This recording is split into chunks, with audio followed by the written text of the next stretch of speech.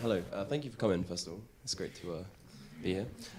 Second of all, in regards to Baby Driver, I was reading an article by Paul Matchless, I think that's correct, in regards to editing live on set. He had a MacBook, and at one point he was actually behind the car and matching up to the storyboards. I was wondering how that was to be with on set, the editor live cutting, your film, as opposed to plastically doing it later.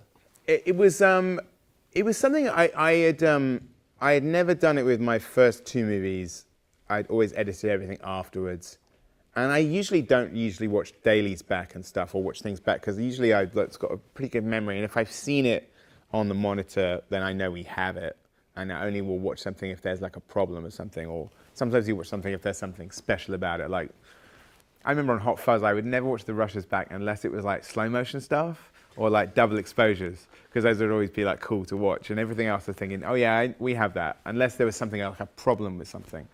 But then it was actually with Scott Pilgrim that some of the fight scenes were so intricate that we started to do a thing where we started editing on set. On that one, Paul and John, who worked on that film, were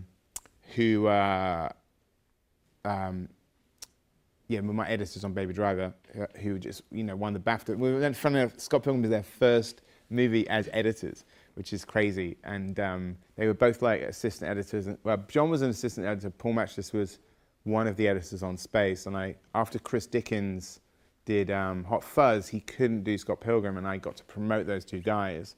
And so I was so proud of them because they won the BAFTA and they got nominated for the Oscar, and and they owe it all to me. No, I'm kidding. But so on Scott Pilgrim, to get back to your question, we started. Some of the fight scenes were so intricate and had so much the timing was so crucial. And we had all the storyboards, and similar to the animation thing we're talking about, we'd sort of done them in animation form. Or sometimes what you do with action scenes is that you do them in an animation form, and then as you do rehearsal video stuff, you might start editing those bits in there as well. So by the time you're sort of shooting, you've kind of got this jigsaw version of the scene, and you can show it to the actors. And sometimes the actors are in the rehearsal bits, and you say, oh, and then this is the first shot, and then they go to here, and then we go to this rehearsal bit, which you remember, and then it's this, and then it's this. So we started doing that on Scott Pilgrim, and it worked well. Then on The World's End, we edited all the fight scenes on set, because again, the timing of it was so crucial. You sort of had to see whether it worked. And in that movie, there's a lot of continuous shots, or even shots that stitch together. So you can't really wait until 8 weeks later in the edit to see whether you got it or not. You've got to do it on the set. And so we started doing that. And even though we were shooting on film, we were sort of live editing from the video assist. And it was a huge benefit, because not only could you edit what you were doing and make sure that it worked, and if there was a problem, you could try and fix it on the day. But also at the end of the day, you could get the actors around and say, do you want to see what we shot today? Watch this, And then sometimes it'd be on the case of Baby Driver, it was really crucial because everything was set to music, and we were playing music in during every single scene. And so one of the reasons that we edited on set was to make sure that the sync was always correct. Even just where things would stitch together timing-wise on the track. Because even with playback, it's still it's an almost exact science where you have to say, you'd have the playback and you'd have the cue mark of where to come in, but you still want to edit it so that you don't want to get back into the edit and say, that shot is 4 seconds longer than that guitar solo. If only so it's that stuff we just did. We edited all the time on set to kind of make sure that we were in sync. So it was really, I wouldn't do it so much with dialogue stuff. Dialogue stuff is you knew that you sort of had it, and dialogue stuff is the thing where you can edit that in a million different ways. But it was really with action in terms of is this going to cut together and make sense? Is the music in time? On the case of The World's End, it was are these continuous shots working? Sometimes on The World's End, there'd be something we'd shoot this fight scene for 6 days. And on the 6th day, I've been watching the rest of the scene. And by the 6th day, one of the shots had started to annoy me. And it's the kind of thing that I wouldn't have seen unless I'd been watching it all week, where one of the extras in the background was doing something annoying. And you'd watch it and you'd say, I don't like this guy. And then like on the sixth day where we already had shitloads to do, I said to my AD, he said, hey, so we're going to do this, but I want to redo shot 20. And he was like going, right, looking at me like I'm insane. It was a really complicated shot. And I was like, and he said, what? I said, look at this shot. I said, this is really annoying, it could be better. So, you know, but in those cases where it's something where you've suddenly got a thing, is like, okay, we already have like 25 shots to do today, and we're going to try and do another one, which is really major. And the only way you could get through is you could get the cast and the crew around saying, this is this shot, and this is how we're going to make it better. And we wouldn't have been able to do any of that stuff if we hadn't been editing on set. You're saying that you worked with, I know you've worked with certain people over and over again. You've worked with Bill Pope on the last 3 films. Is there elements in particular that Bill gave you that you look for in a DP, or just certain elements that you need from a cinematographer in general? I've been really lucky, actually. Like, I mean, I think actually when Bill Pope did The World's End and he was shooting in the UK for the first time, I think there was moments where he was like sort of like just shooting in English pubs. It was like a baffling visual prospect to him, trying to make British pubs look exciting. But he's great. I mean, I'd work with him whenever I could. But I think that's a good thing, is that sometimes it's like the thing that you don't expect is that you meet a great DP, and obviously he's an amazing like sort of visual artist. But the thing that surprised me about him is how he responded to the emotional elements of the script. And that was ultimately why I think, oh, this is the guy. Just one back. Hi, Edgar. All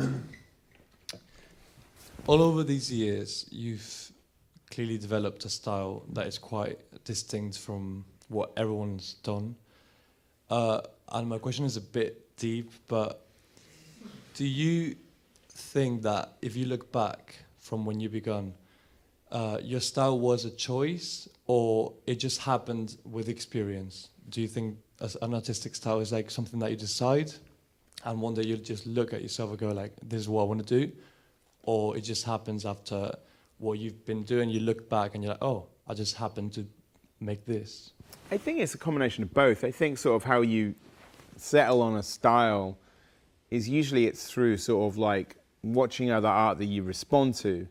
And like, I think when I was making like amateur films, or even when I was making films here, I'd be watching lots of movies and I'd be out trying to figure out how they did those shots. And you don't have the equipment. It's like you don't have cranes, or you didn't have Steadicams at the time.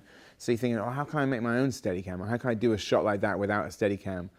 So a lot of the things that I did when I was making amateur films, I would be trying to ape things that I liked in other movies. And sort of within that process of like, then you would start to work out like a style, and even like an editing style would like be, you know, like working here and like, you know, sort of like spending like hundreds of hours in the edit suite just figuring out. It's like just like doing it. I mean, I never went on to be an editor, but I learned how to edit here, and that was something that was really sort of key, because then you can really, as an editor, you know like how things fit together, and then as a director, you know what coverage you need because you've edited things.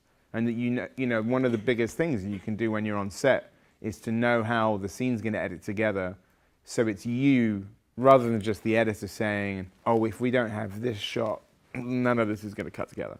You know, like and some people like approach things in different ways, but I think in terms of style, I think it's something where it's like sort of aesthetically art and photography, and you know, sort of cinema that appeals to you, and then trying to figure out how to sort of interpret that through yourself.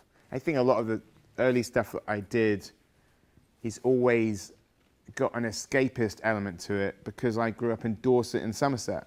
And so like Hot Fuzz is like a natural extension of like growing up in Somerset, where the idea of there being like a bad boys movie is just ridiculous.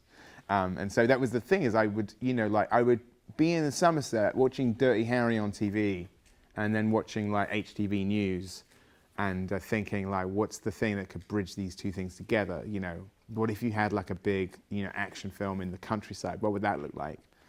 So sometimes it's like sort of, it's something that you kind of like take from one thing and filter it through your own experience.